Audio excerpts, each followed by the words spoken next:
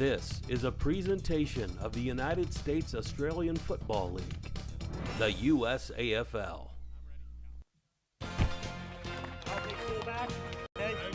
Alex C, back pocket. Okay. Hey, boys. All right. Use your voice all day. Use your voice, okay? Swanaroo's on. Yes. 1, 2, 3. Swanaroo. Go, boys. 1, 2, 3, 3.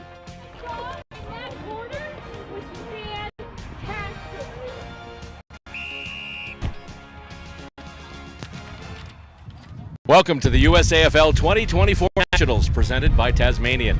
Coming to you from the live music capital of the world, Austin, Texas. We are at the Onion Creek Sports Complex, where teams from across the country have gathered to determine this year's 2024 USAFL champions. Hello, everybody. I'm Bill Roberts from Stateside Footy, and joining me is Dan Sarbacker, who this year, new title, he's the International Program Lead for the USAFL, and through the game, Dan will have you tell us about what you'll be doing for the league in your new capacity. Yeah, obviously. Sounds good. Thanks for having me, Bill. I mean, you've been known around the league and around the country, the footy community of the country for a long time, obviously being a member of the Revo for a long time, also being a storied player, so it's good to have you along. Last time we crossed paths was 2 years ago. Yeah, appreciate it. Called the game at Nationals in California. Yeah, 25th anniversary, so glad to be back at Nationals, and spent most of my day on the mic on the other field, but glad to join you here on this one. Excellent. As it comes out of the ruck, and Golden Gate immediately coming out with it here.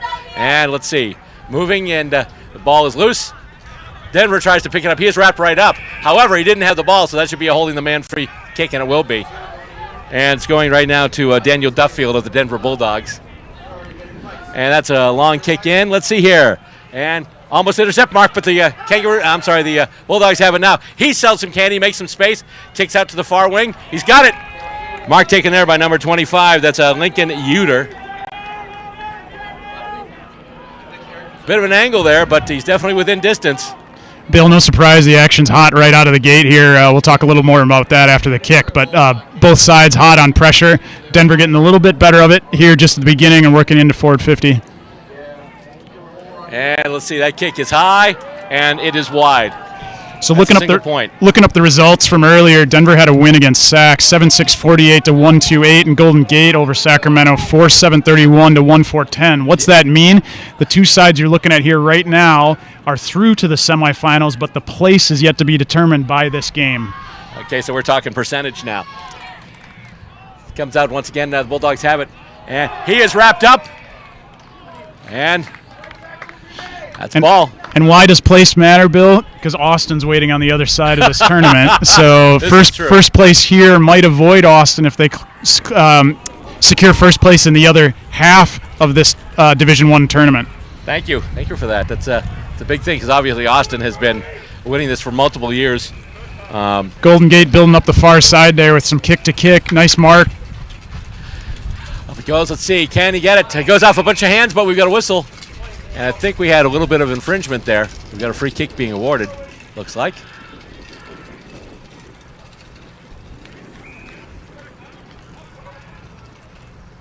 And the free kick being awarded to Golden Gate. They've got it right there now and going to kick it up the far wing, trying to set up a target. And it goes off a bunch of hands. But Golden Gate, well, they started to come away with it, but then he gets taken down from behind. Did not have prior opportunity, though, so they just toss it up for grabs. Despite being late in the day and these sides both, one game under their legs already, I think you're going to see that kind of pressure and intensity this whole match. That tackle was hot. He had no time after he took possession. And Bulldogs trying to move it through right now, but they've got it here. And looking for that centering ball. However, it's a little too far. It's going to be intercept marked there by the Roos. Golden Gate with it right now. And they look to kick out. That might be a little high. It goes over everyone, but then bounces right back to him. And then he is brought down. Oh, he is able to get that handball off just. But the Bulldogs will take it back now. And can kick in. And, push from the back, but he's able to take the ball off the ground. And then, ouch. Bulldogs want to call for high. A bit stiff there that he didn't get paid something. Probably could have got paid in the back. Probably could have got paid high on the opposition coming in on that tackle. But it's just going to be tossed up, and the Roos take it once again, and it's just a high spinning kick. And that is marked. Number 42 for the Roos. Came off the boot sideways, actually traveled backwards for Golden Gate, but it suited him in this case because that's where some free space was to maintain possession. We'd have some names for the Roos, but unfortunately the roster for the Roos about as blank as my expression when I got here at 3 in the morning. So anyway, goes out. Ooh, got to watch out for that because, we've already got some pushing off there. But the thing is with the tackle, too, I mean, these tents there, I mean, that's cement, so you don't want to go into that. So be careful there. The boundary throw in right in front of us here.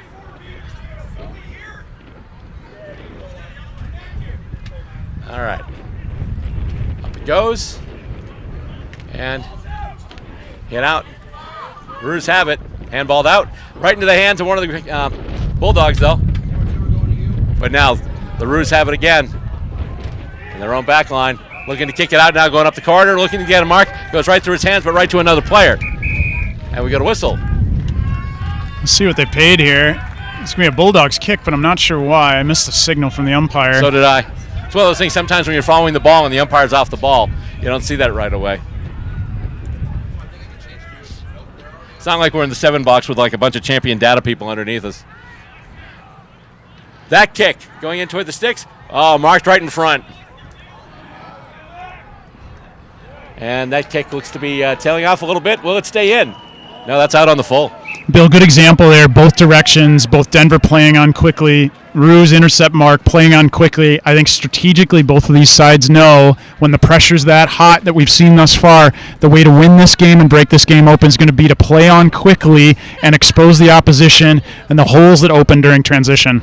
Some pressure, we're talking about to that. One of the games that we saw earlier here was the Seattle Grizzlies and the Austin Crows B team. Grizzlies were all over the place.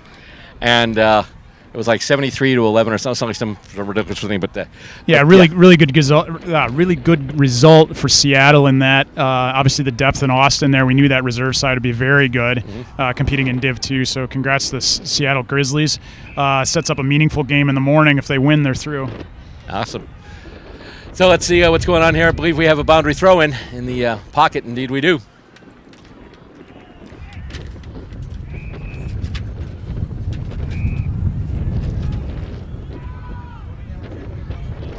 And ball. Denver doing a good job of tying up here in their forward 50. A few extracurriculars here, so obviously they're getting under somebody's skin. Yeah. No, as I call this Australian rules twister. Let's basically reminds me of that old party game from the 70s. Which of course probably is a full contact sport. Yellow card issued. Oh no. So I think he's going to have to cool off for a moment.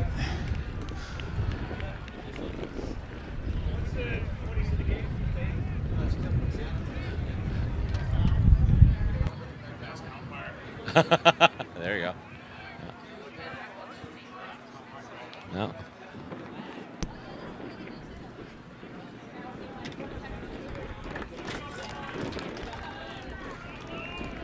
We're hearing the usual set of adjectives to describe what went on as he came off.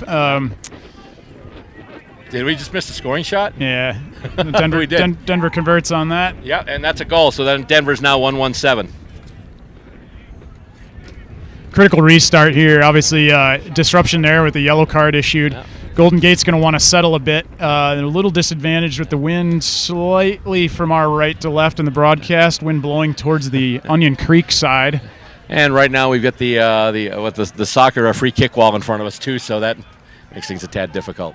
As it comes up once again in the Rucket Center. No clearance yet. Here we go. Golden Gate with a kick. That's a long kick. Where's that headed? It's still in play, actually. It's going to go out now. It'll be a throw-in. Great ruck tap there for them to turn the tide there and get going the other direction. Now let's see if they can pin it in a lot like Denver did and generate some points off of this. Yeah. And maybe there's a wake-up call. You know, stop messing around and just get to it. Punched down, and we've got another. Looks to be out of bounds again. So we'll have another one. Bring it right back. And if that keeps up, we can turn this into an HBO show and call it Game of Throw-Ins.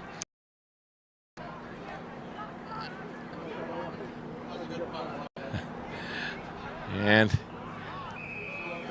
the Bulldogs are trying to kick it further this way. However, that's intercept marked by the Roos. Golden Gate doing what we thought they might and really pressed to try to pin this ball in. They're happy with a few throw-ins, boundary throws if it stays up in that forward end until they get a chance like this with an intercept marked. Oh, I believe that kick was smothered. Loose ball, and here come the Bulldogs with it now. Quick handball, takes a bounce though. And you got a whistle? See the example right there of skill execution errors, kicking into the mark. Denver was in transition, then Denver fumbled a handball, gave Golden Gate a chance to swap it right back in. Mm-hmm. And let's see. I think that's a behind. Yeah, out for behind. That was, so that's the first score for the Golden Gate Roos. Checking the Watch AFL scoreboard, it's 1-1-7 for the Bulldogs, 1-1 for the Golden Gate Roos.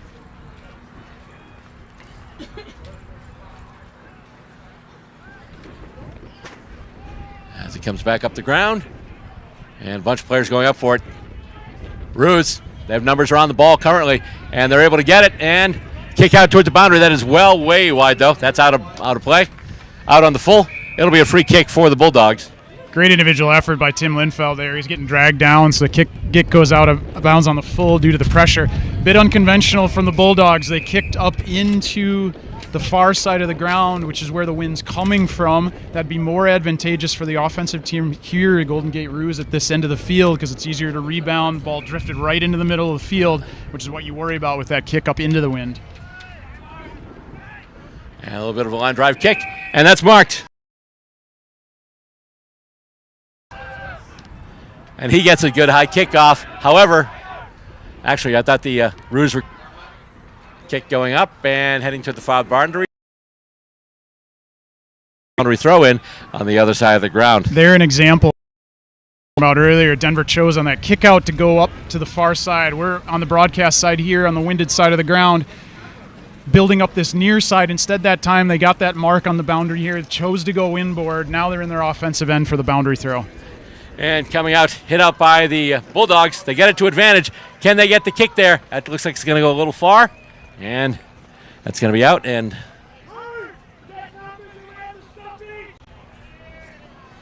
once again, that'll be a boundary throw in.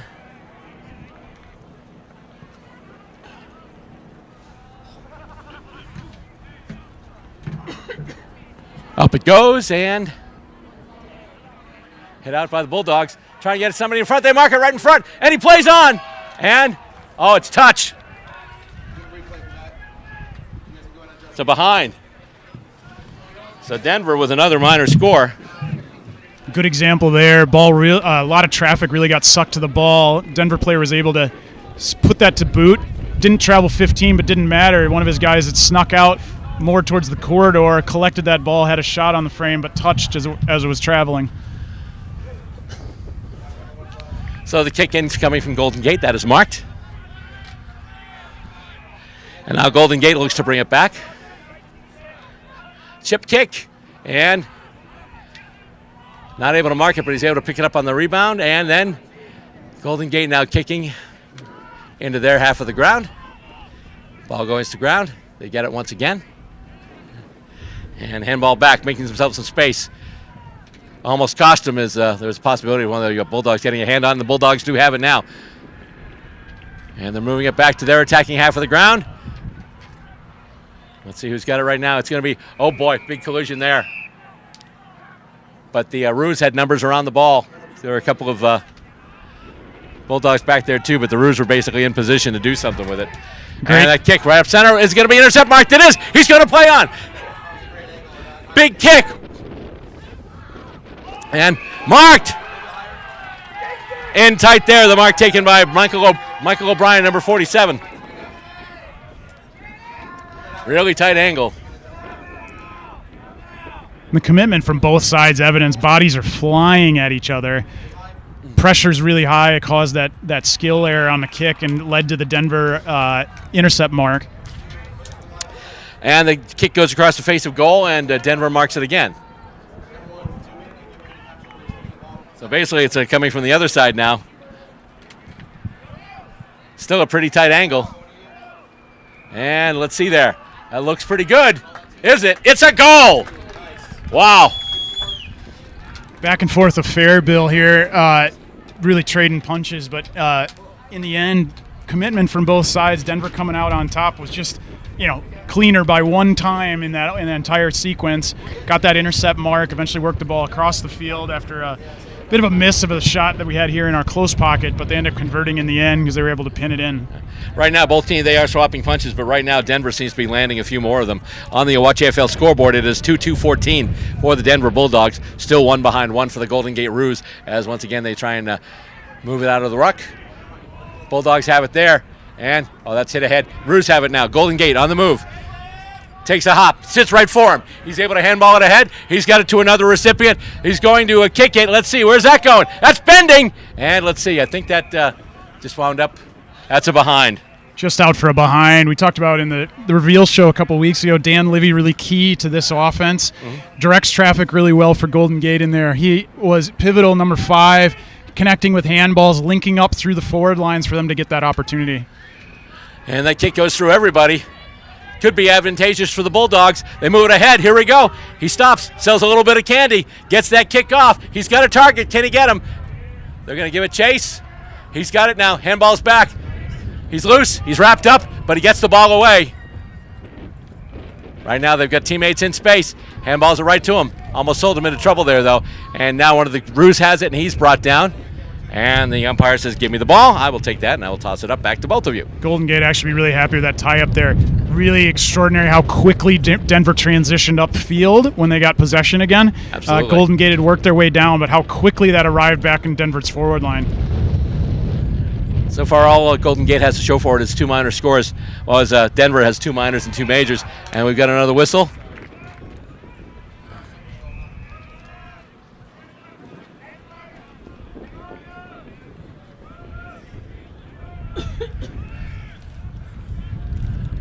Looks to be about 45 out, probably about on the 45.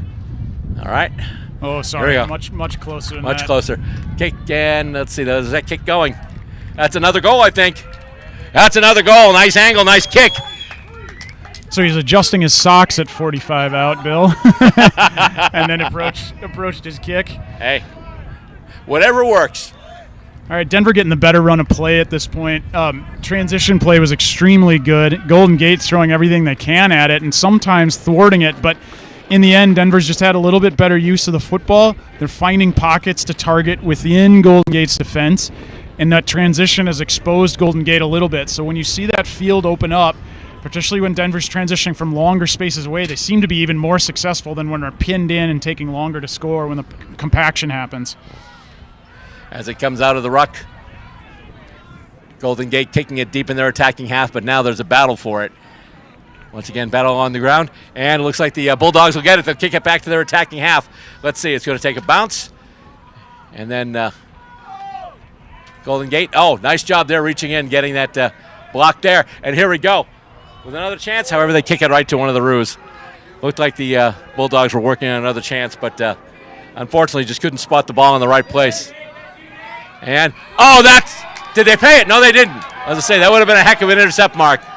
And kicked up now, and we got a whistle. I think that's going to get paid downfield, as it should.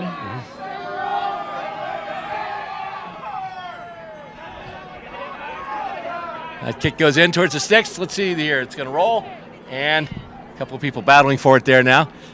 Still a loose ball, and I believe it's out of bounds.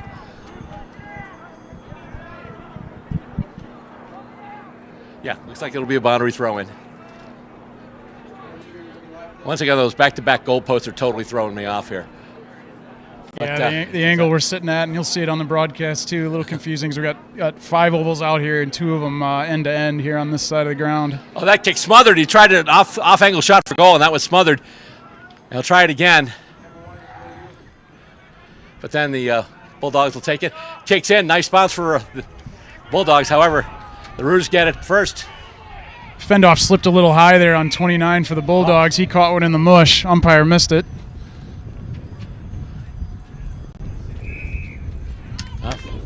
Mark there. That's number 3. That's Duffield for the Bulldogs.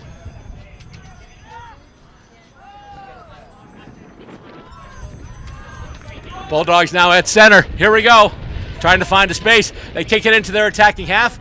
Looking for a target. It's going to take a weird bounce and bounce back. And it looks like the Roos will get there first. And they'll just look to bring it back out into attack. Handball. Oh, takes a weird bounce once again. And the Bulldogs have it. Handball. Right into a couple of Roos, though.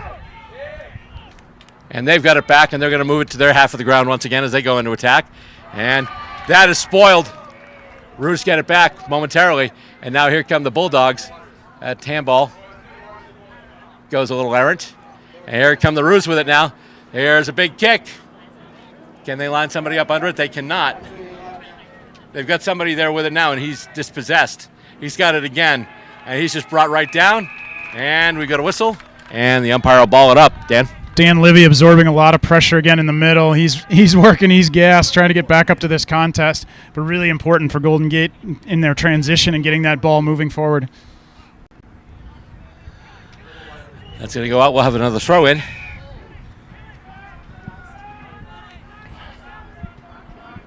Last of the games today here at Onion Creek. And that's halftime.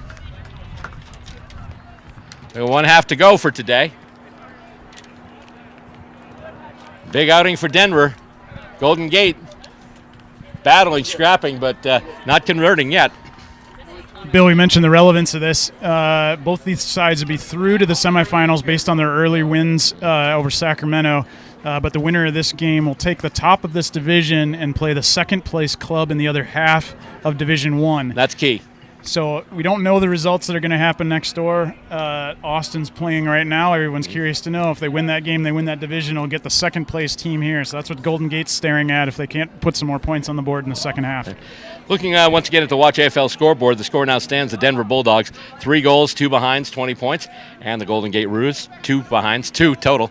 Coming up next, second half action as we finish it up here from Onion Creek Sports Park in Austin, Texas. This is the 2024 USAFL Nationals.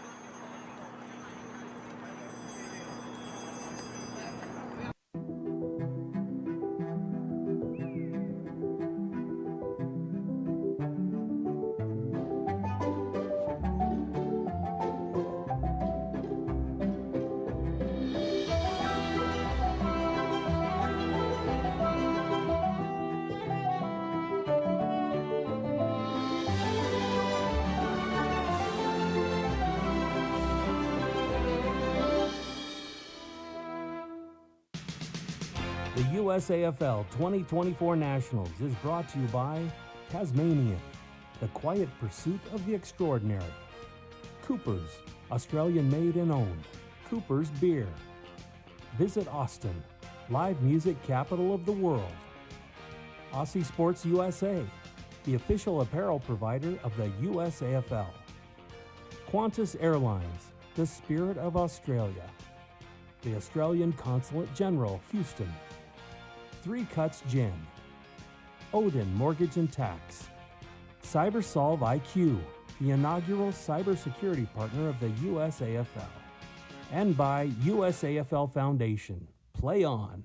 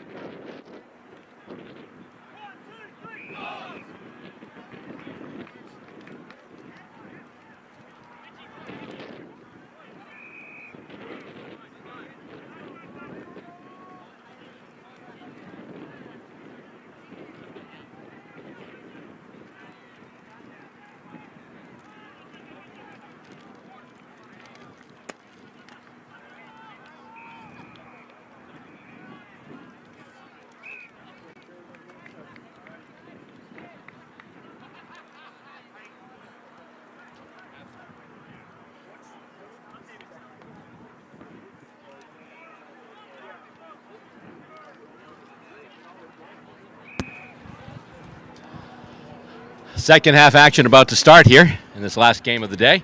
Division I men's clash between the Denver Bulldogs and the Golden Gate Roos, a match with big possible final implications.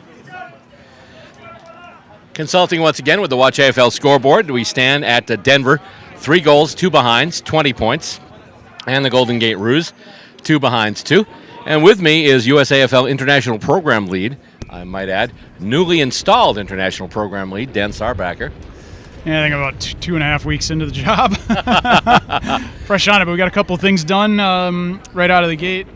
Coach reappointments were announced earlier this week, so Kyle Strensky rejoining us as the Revo coach, Andrew Donlin as the Freedom coach. Nice. And we got winter camp dates set for the teams, so got that done ahead of the weekend, which was great. Excellent.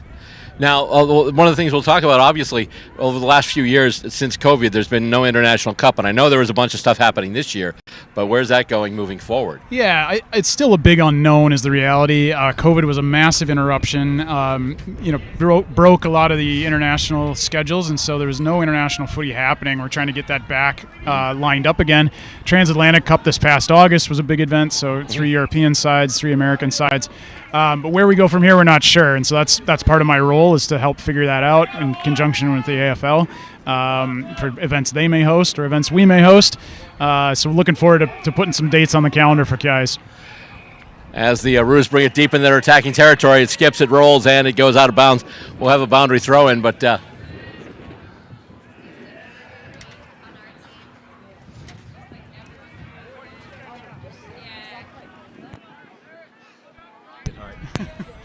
just scooting the bench down so we can get a better, clearer view of the game. Yeah. It's hard for Bill to see the action when he's looking at the backside of the Roos bench. No more free kick wall there as it comes out now, and here we go. Roos with a kick across the body, and let's see, that looks like it's going to go wide. Dan Libby's showing some real class there. It's why he's one of the top players in the Revo list. Picked that ball up, traveling away from goal, turned, snapped, just cut it back a little too hard, and the wind probably wasn't helping him either, but just a really impressive show of athleticism. And now we go fishing for the ball again.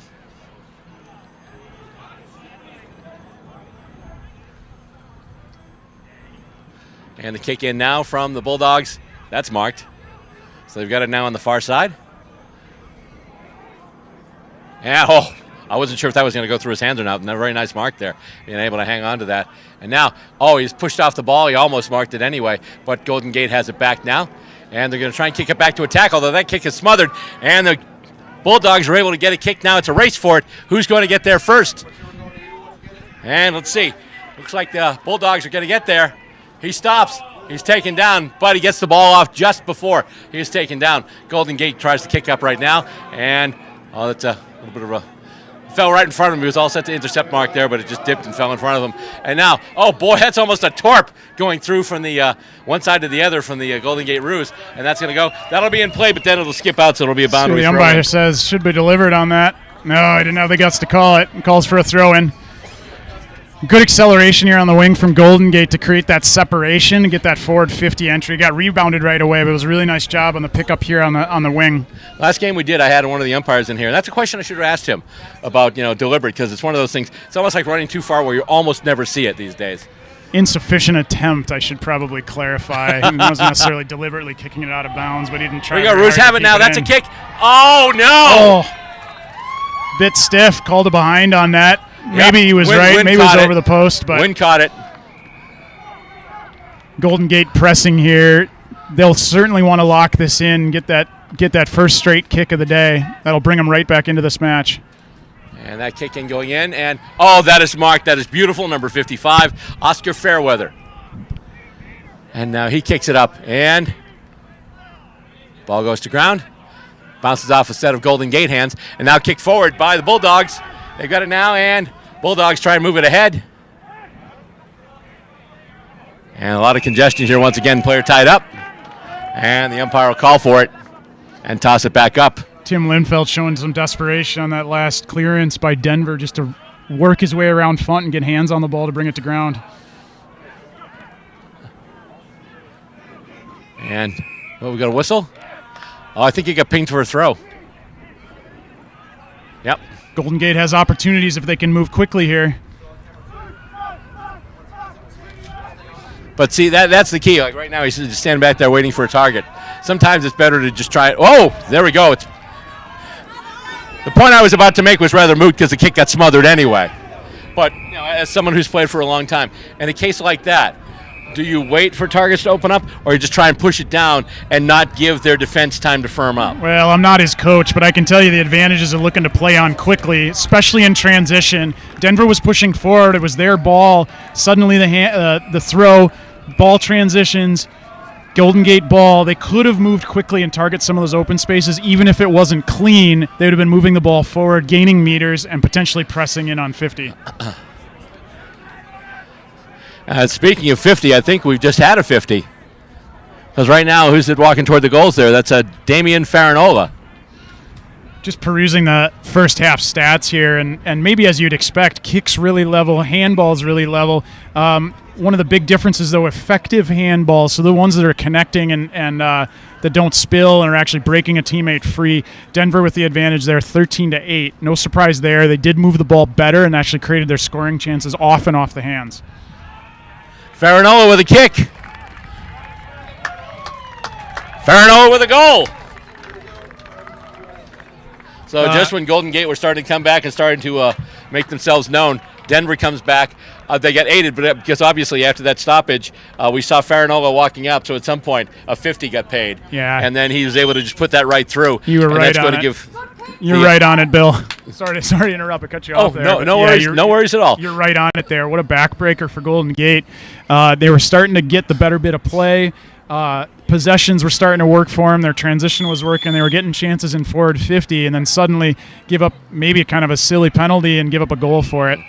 It's like, years as a hockey fan, years as a Bruins fan. Bruins and Canadians, you'd always see the Bruins would be pressing and pressing and pressing, and Ken Dryden would stand on his head. And then Montreal comes back and gets a stupid little deflection that goes in. It's like you put in the effort, but all of a sudden something goes wrong the other way, and when it goes wrong, it goes wrong. First place versus second on the line in this half of Division I today. So we got maybe about half of this second half to go. Certainly still in range if Golden Gate can turn on the gas here. But they need to get some straight kicks, and they need to get them together in a hurry. Right now, checking the Watch AFL scoreboard, it is 4-2-26 for the Denver Bulldogs and still 4 behind 4 for the Golden Gate Roos.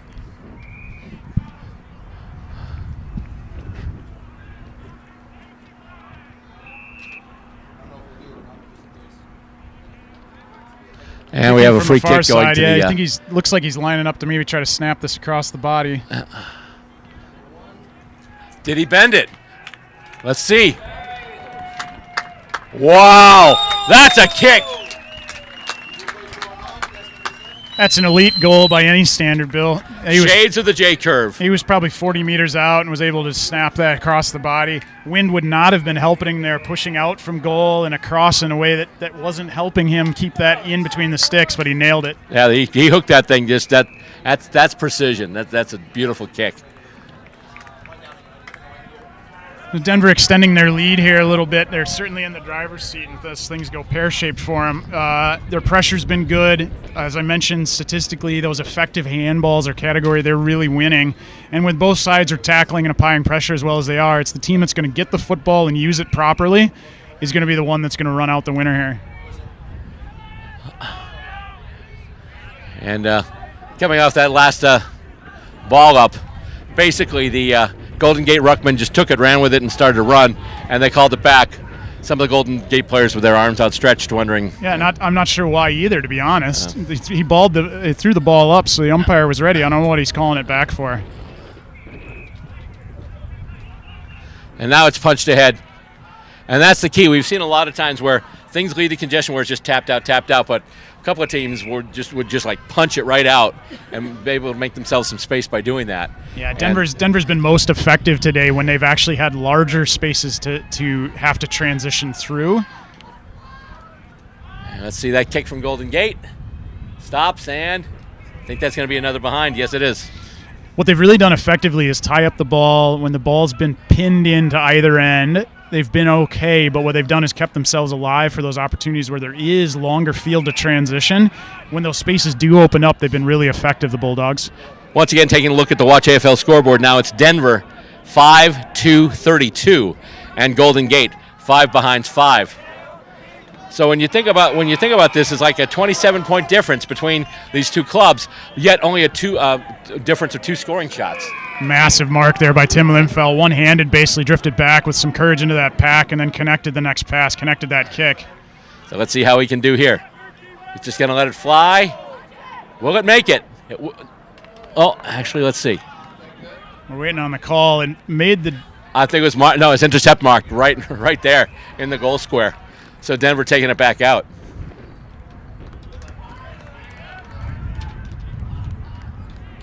And the kick going on the far boundary. And, that is a beautiful mark.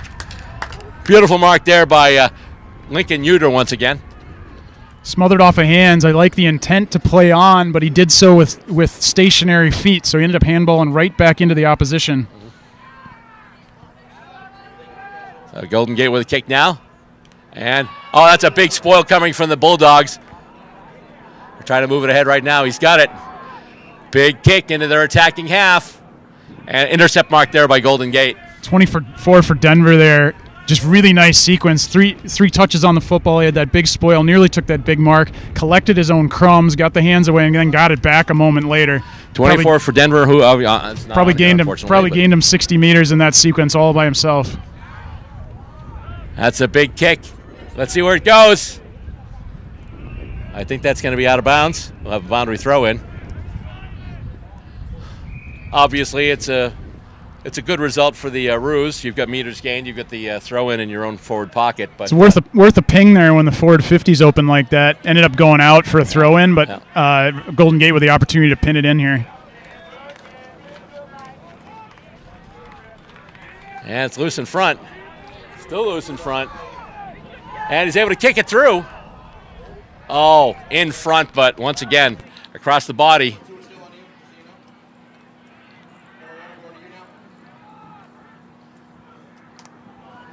And so that's another behind. That's why it's there.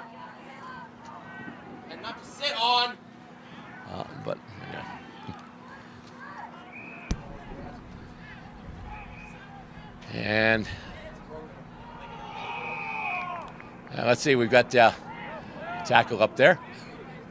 And we got a free kick. Free kick going to the Roos. And did he mark it? Oh no, he couldn't hang on to it. Just. And now the Bulldogs look to kick it out once again, but it's intercept marked right there by the Roos. On the Watch AFL scoreboard, once again, we update you. 5-2-32 for the Denver Bulldogs. The Golden Gate Roos, 6 behind 6. Another forward 50 entry, so they're getting the chances. They're getting up forward. They just haven't converted to that major score yet. The running joke we use on our Stateside Footy show, kick too many behinds, get your behind kicked. It's what we call the first rule of footy. So looking a little bit that way for Golden Gate, and not for effort, I'll tell you that. Yeah, they've got 6 scoring shots. I mean, they only have 1 less scoring shot than Denver. The question here is the accuracy. As the ball, once again, goes up the far wing. It's been up there a lot today, right in front of the Tasmanian sign. And that's going to be out. So once again, we'll have a boundary throw in. Yeah, Denver's really backed themselves. Not, when they've kicked out, to not just go to the winded side of the field, as would normally be the more risk-averse strategy. I don't want to say defensive strategy, but risk-averse strategy. They've been just fine kicking up into the side the wind is coming from, and for the most part have been effective. They haven't had to pay the price of miscues up on that side. And now they've got it once again. They're moving it into their attacking half. Can they set up a target? No, it's a bit of a shepherd there. Nice shepherd by the Golden Gate player. Goes to ground. Golden Gate looking for her right now. He is taken down big time, and they'll ball it up. Massive tackle. 2 Bulldogs going in there. Golden Gate stuck in the middle. No opportunity, so we'll ball it up. Up once again and hit out. And now the Roos look to kick it back to their half of the ground and battle for it. Bulldogs have it. Here we go. Can he get the kickoff? No, he just gets a handball back. And so there's battle along the ground. And they'll ball it up once again. Game's getting a little long in the tooth, Bill, so I don't know if there's time for Golden Gate to come back from this, but certainly looking forward to tomorrow. You'd want, for their sake, to find 1 major score, get a little momentum for themselves before recovery this evening and the semifinal tomorrow. Yeah, I mean, the other thing with this score, too, we mentioned the accuracy, not just winning or losing, but the fact that something like this will kill your percentage, especially if you're in a table fighting for a position. Yeah, it shouldn't matter the way this Division 1 sets up, just with 6 teams, so a 3-team pool round robin happening today, so 1 and 2 go through to the semifinals, but it appears they've relegated themselves to playing the top of the other half of this Division 1. Mm-hmm. Which, if the last 5 nationals is any indication, can be a strategy fraught with danger, because Austin obviously is the reigning juggernaut of USAFL Division 1. And we're no prognosticators, soothsayers, or otherwise fortune tellers, Bill, but I think that's a fair bet if you wanted to put money on Austin to win that other division. That game's happening behind us right now, so won't know that result basically until we're done here either. I remember someone was talking about the Vince Lombardi teams, the Green Bay Packers, and when they were winning Super Bowls. And it's like, their game that didn't rely on trickery or any type of deception. They just were that good, and you had to stop them. And I think that basically qualifies for Austin too. It's just you have to stop them. There's no guile. There's no trickery in their game. They're just good. They just do what they do, and you have to stop that. And it comes out now and kicked over by the Bulldogs. He marks it right there. And quick handball off. Another quick handball off, although that one goes a little errant. But he's got it now. Kicks it toward the sticks. Where's it going to go? Loose, and it's going to be a point. I believe that got touched. That's a point. Touch for behind, massive tackle that Golden Gate laid, but Denver absorbing that, still getting that forward 50 entry and creating a chance for themselves. Just touched on the line by Golden Gate. I'm observing a score next door, Bill. Looks like 9-4-58 to 3-1-19. Not sure who's who over there. If I had to put money on a guess, I'd say Austin. Fair enough. Their performance has definitely been, if you'll pardon the pun, something to crow about. Bulldogs have it now at center. That is marked. He's just going to take it and stop, take his free kick there. He handballs it off now, and whoa! Someone forgot something there. And then finally kicked ahead and marked. That's number 55. That's Oscar Fairweather. He delivers it, and he almost took that, but big spoil there. That's going to be out. And they'll toss it back in. 5-3-33 on the Watch AFL scoreboard. 6 behind 6 for the Golden Gate Roos. Denver once again was 5-3-33. Illustrates the importance of straight kicking, Bill. We got 8 scoring chances to 6. If those 6 behinds are 6 majors, we're talking about 33-36 game. That's a different affair, isn't it? Yeah, oh yeah. I'm still PO'd that the Cats kicked like 12-14 and lost to Port in the prelim. So, yeah. Especially since they would have had it the next week facing Sydney after the way that grand final played out. But anyway, we're here to talk about the USAFL, not the AFL. But the minutes are winding down here. And Denver, commanding lead. Roos not giving up. And once again, we'll have a ball up. They'll have to give the ball to the umpire. Denver pretty happy to tie those up. Just run the clock out here a bit. Yeah, absolutely. Just soak up those seconds. And they take, Denver, though, takes it off the ruck. They get the kick, and let's see. Oh, he intercept marked it there. So Golden Gate has it right now. Golden Gate with the intercept mark in his own back pocket. Long way to go. And a short time to get there, to quote the song. And, oh, what a mark! Falling backwards, off balance, concentrated, took that thing down, and then just hit the deck.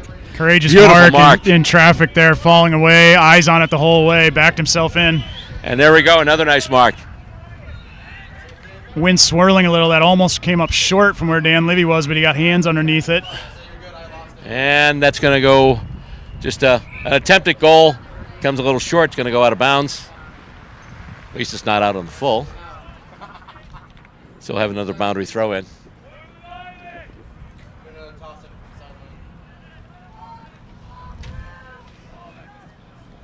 So it's Pool B is going to be won by the Denver Bulldogs, it looks like, in Division 1. So we'll look at the second place side next door here, which at this point we assume is going to be New York, but we need to get the official result of that game. Mm-hmm. And so they ball it up once again, and the Golden Gate attacking half. And hit out. No clear advantage yet. Oh, he can't get the boot to it. Ball goes to ground, and we've got another whistle. And it looks like it'll be a free kick given to the Bulldogs. Far boundary. Oh, he reaches up. He takes that mark. Nice grab. Nice grab indeed. And all they have to do now is mark it and stay pat. Oh, we've got a big collision there. We've got a player going down. I think it was 2 Golden Gate players going after the same ball. Yeah, friendly fire there. 17 flew high and came down really hard on his lower back. Courageous effort. Once again, the ball is tied up, and that'll do it.